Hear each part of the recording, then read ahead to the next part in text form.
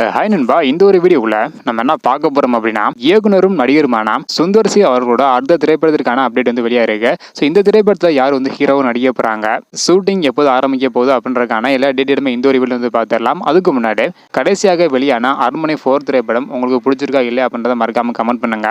இன்னும் நம்ம சேனலை சப்ஸ்கிரைப் பண்ணாமல் இருந்தீங்கன்னா மறக்காம பண்ணிக்கோங்க. ஓகே நண்பா, வாங்க இன்னைக்கான வீடியோக்குள்ள போகலாம். ஓகே நண்பா, சுந்தர் சி அவரோட அடுத்த திரைப்படம் குறித்து பார்க்கறதுக்கு முன்னாடி அரண்மனை 4 திரைப்படம் 100 கோடி வசூல் செய்துள்ளதாக அதிகாரப்பூர்வமான ஒரு அறிவிப்பு வந்து வெளியிட்டிருந்தாங்க. அதாவது இந்த வருடத்தோட முதல் 100 கோடி வசூல் செய்த திரைப்படம் அப்படின்ற ஒரு பெருமையை அரண்மனை 4 திரைப்படம் வந்து பெற்றிருந்தது.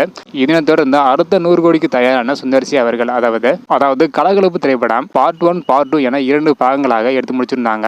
இந்த திரைப்படம் மெகா ஹிட் திரைப்படமாக வந்து அமைஞ்சிருந்தது. காமெடி சீன்ஸ் எல்லாம் வேற லெவல் வந்து இருந்தது. குறிப்பாக மனோபல சார் மற்றும் சந்தானம் இவங்களோட காமெடி வந்து வேற லெவல் வந்து இருந்தது. இந்த நிலையில தற்பொழுது அரண்மனை 4 திரைப்படத்தை தொடர்ந்து கலகலப்பு பார்ட் 3 படத்தை வந்து இயக்க போறாங்க. இந்த ஒரு திரைப்படத்தில் மிர்ச்சி சிவா மற்றும் விமல் இந்த 2 பேரும் நடிக்கிறது உறுதியாக இருக்கு. ஆல்ரெடி இதுக்கு முன்னாடி கவின் அவர்கள் நடிக்க உள்ளதாக கூறப்பட்டது. இதை வந்து பார்த்தீங்கன்னா சுந்தர் சி அவர்கள் வந்து மறுத்திருக்காங்க. கலகலப்பு 3 திரைப்படத்தில் நடிகையாக வாணி போஜன் இவங்க வந்து நடிக்க போறதாக கூறப்பட்டுள்ளது. இந்த திரைப்படத்தோட ஷூட்டிங் விரைவில் வந்து ஆரம்பிக்க போறாங்க. அரண்மனை 4 திரைப்படத்தோட வசூல் எல்லாம் வந்து பார்த்தீங்கன்னா வேற லெவலில் வந்து போயிட்டு இருந்துச்சு.